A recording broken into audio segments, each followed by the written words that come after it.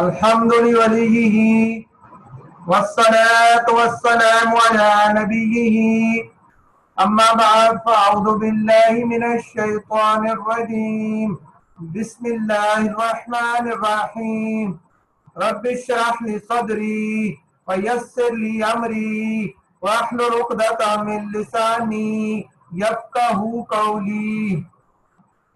میرے نہایت ہی واجب الاحترام سامعین کرام، آج ہم انشاءاللہ اللہ تبارک و تعالیٰ کے فضل و کرم سے سورہ قمر کے تیسرے رکوع کا ترجمہ و تفسیر کریں گے.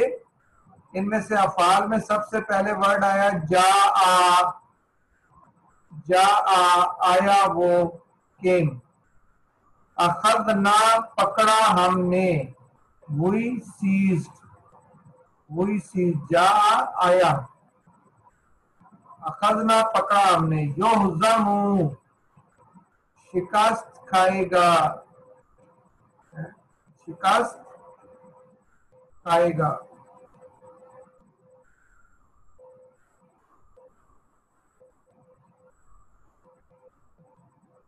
یولون پھیر لیں گے وہ، they will return.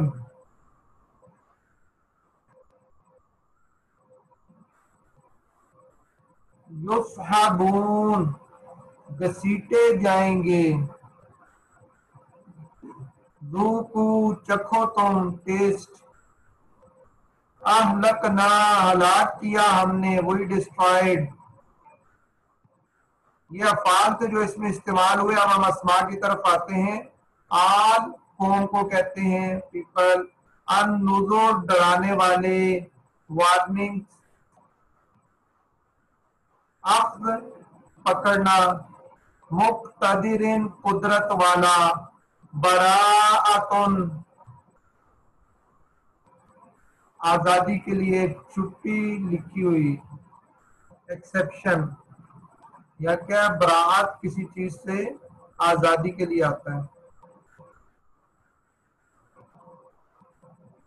زبر کیا ہے؟ ورک یا تختیوں کو کہتے ہیں جن پہ لکھا جاتا ہے. ریٹن ریکارڈ کو جو ہے وہ کہتے ہیں.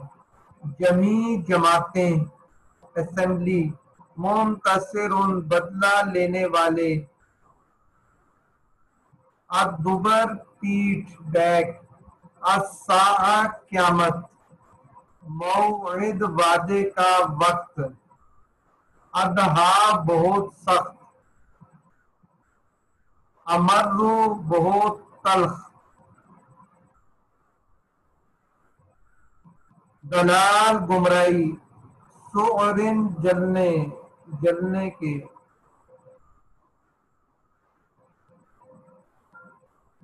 النار آگ. وجوہ منہ چہرے کے لیے آتا ہے، فیسز.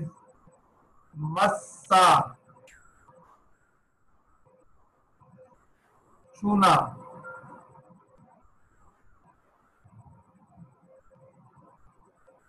فقر آگ کے لیے. قدرن اندازہ، میت. امر حکم. واحدہ ایک. لمحن آنکھ کا جھپکنا. بصر آنکھ. اشیاء ساتھ والے.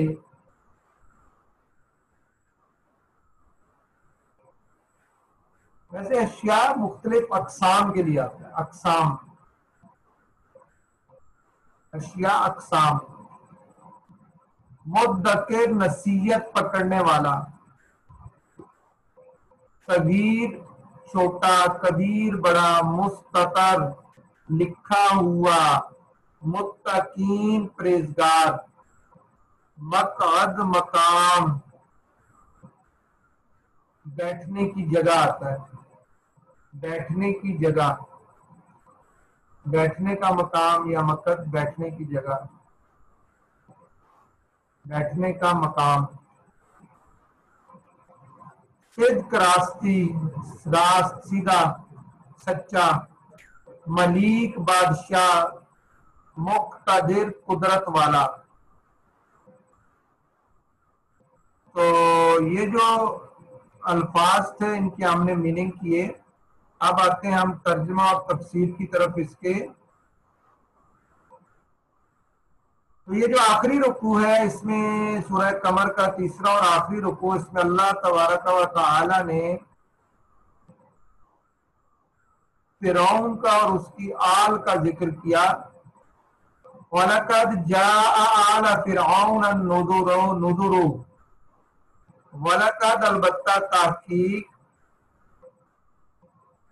آئے فرعون کے پاس، فرعونیوں کے پاس، آل فرعون یعنی فرعون کے لوگ جو تھے ان کے پاس النذر ڈر سنانے والے.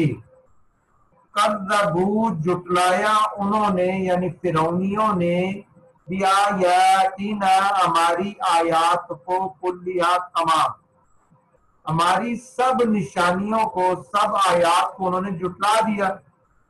فاخذنا تو پس پکڑ لیا ہم نے ہم انہیں اخذ عزیز، عزیز ہوتا ہے سخت، بہت سخت پکڑ کے ساتھ.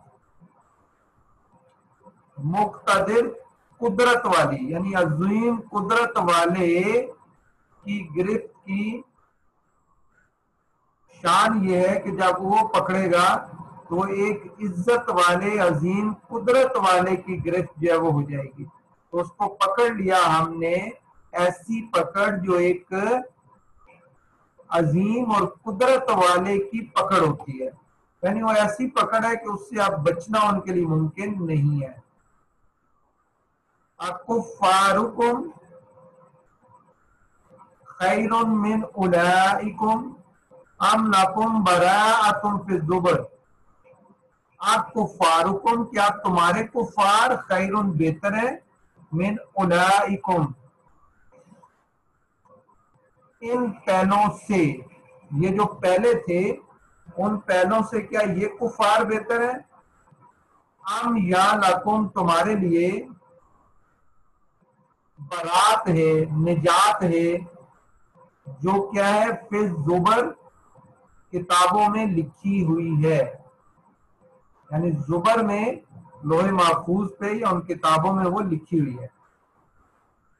اس آیت میں کفار مکہ کو ڈراتے ہوئے فرمایا گیا کیا اہل مکہ کیا تمہارے کافر حضرت نوح علیہ السلام کی قوم، عاد سمود حضرت لوط علیہ السلام کی قوم اور فرعون کی قوم سے کیا طاقتور ہے اور توانا ہے، یا وہ کفر و عناد میں کچھ ان سے کم ہے؟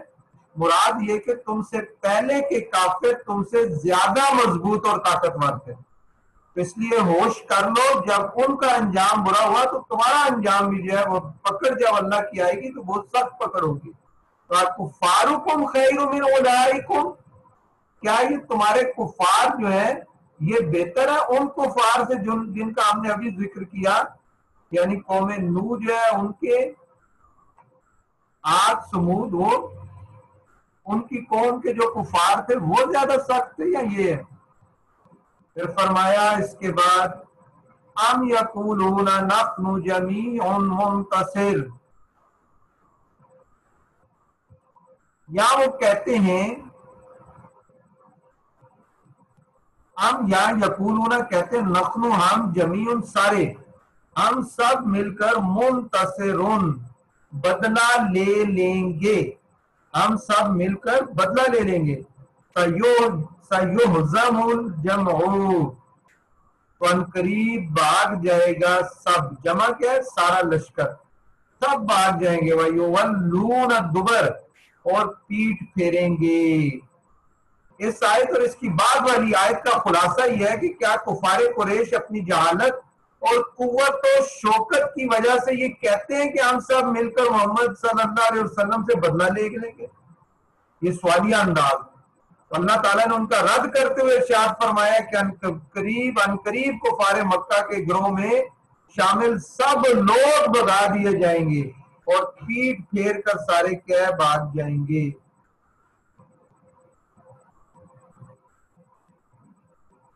اس کے بعد ارشاد فرمایا بل الساعۃ موعدہم والساعۃ ادھیٰ ما مر، بلکہ ساعت قیامت موعدہم ان کا وعدے کا مقام ہے، یعنی ان کا وعدہ قیامت ہے. وساعت، اور جو قیامت ہے، ادھا سب سے زیادہ سخت ہے، وہ امر، اور زیادہ کڑوی ہے. زیادہ سخت بھی ہے اور زیادہ کڑوی بھی ہے کیا؟ قیامت. تو اس لیے قیامت سے بچنا ہے. یعنی بدر کی شکست کفار مکہ کا پورا عذاب نہیں. اس میں پچھلی آیت میں یعنی کفار مکہ اور بدر کے میدان میں انہوں نے کہا کہ اب ہم ان سے بدلہ لیں گے، تو وہ بتایا جا رہا ہے کہ اس میں تو انہیں شکست ہوئی، لیکن عذاب قیامت کا عذاب اس سے بھی زیادہ سخت ہے. اور قیامت کے دن اصل عذاب کا وعدہ ہے. بل الساعۃ موعدہم، کہ قیامت اصل ان کا وعدہ ہے. اور قیامت کیا ہے؟ زیادہ سخت اور کڑوی ہے کہ دنیاوی عذاب کے مقابلے میں اس کا عذاب بہت زیادہ سخت ہے. ان المجرمین فی ضلال وسعر، بے شک مجرم اس دن گمراہی میں ہوں گے اور دیوانگی میں ہوں گے. سعر دیوانگی میں کیا ہوں گے؟ یوم یسحبون فی النار علی وجوہہم، یوم جس دن یسحبون گھسیٹے جائیں گے وہ فی النار آگ میں، علی وجوہہم چہرے کے بل، چہروں کے بل وہ گھسیٹے جائیں گے. پھر کیا کہا جائے گا؟ ذوقوا مس سقر، اب چکھو تم دوزخ کا چکھنا، دوزخ کا چھونا جو ہے اس کو تم چکھ لو. انا بے شک ہم کل شیء ہر چیز، خلقناہ پیدا فرمایا اسے، بھی قدر ایک اندازے سے. تو بے شک ہم نے ہر چیز ایک اندازے سے پیدا فرمائی. وما امرنا، اور نہیں ہے ہمارا امر، ہمارا معاملہ، ہمارا حکم یا ہمارا کام، واحدہ تن، صرف ایک بات، لمح بالبصر، جیسے پلک کا جھپکنا. یعنی ارشاد فرمایا کہ بے شک ہم نے ہر چیز حکمت کے تقاضے کے مطابق ایک اندازے سے فرمائی ہے. شان نزول کے یہ آیت ان لوگوں کے رد میں نازل ہوئی جو اللہ تعالیٰ کی قدرت کے منکر ہیں اور نئے واقعات کو ستاروں وغیرہ کی طرف منسوب کرتے ہیں. تو اللہ تعالیٰ نے ہر چیز ایک اندازے سے کیا مقرر کی، اور جو اللہ تعالیٰ کا حکم ہوتا ہے وہ صرف کیا ہے؟ پلک جھپکنا. اتنی، اس سے بھی کم دیر میں وہ فوراً جو وہ سارا کام ہو جاتا ہے. تو اس آیت میں اللہ تعالیٰ نے اپنی قدرت بیان کرتے ہوئے ارشاد فرمایا کہ ہم جس چیز کو پیدا کرنے کا ارادہ فرمائے وہ ہمارے صرف ایک مرتبہ حکم فرمانے کے ساتھ ہی اتنی دیر میں ہو جاتی ہے جتنی دیر تم میں سے کسی کو پلک جھپکنے میں لگتی ہے. اس لیے کا لمح بالبصر، پلک جھپکنے میں جتنا ٹائم لگتا ہے اتنا ٹائم اس میں آتا ہے. وَلَقَدْ أَهْلَكْنَا أَشْيَاعَكُمْ، اور بے شک ہم نے ہلاک کر دیا اشیاء تمہارے جیسے گروہ کو، یعنی اور گروہ ہیں ان کو بھی ہم نے ہلاک کیا جو تمہارے جیسے تھے. فَحَلْ مِن مُدَّكِرٍ، کیا ہے کوئی نصیحت حاصل کرنے والا. وَكُلُّ شَيْءٍ فَعَلُوهُ فِي الزُّبُرِ، اور انہوں نے جو کچھ کیا وہ سب کتابوں میں موجود ہے. کُلُّ شَيْءٍ فَعَلُوهُ، ہر وہ کام جو انہوں نے کیا فی الزبر، لکھا ہوا ہے کتابوں میں، پھر کتابوں میں موجود ہے جنہیں ان پر مقرر فرشتوں نے لکھا ہے. بعض مفسرین نے اس آیت کے یہ معنی بھی بیان کیے کہ بندوں کے تمام افعال اعمال لکھنے والے فرشتوں کے صحیفوں میں موجود ہیں. وَكُلُّ صَغِيرٍ وَكَبِيرٍ مُسْتَطَرٌ، اور ہر چھوٹا بڑا، ہر کام، ہر چیز جو ہے وہ لکھی ہوئی ہے. مستطر، لکھی ہوئی ہے. ان المتقین فی جنات و نہر، بے شک متقین پرہیزگار لوگ باغوں اور نہروں میں ہوں گے.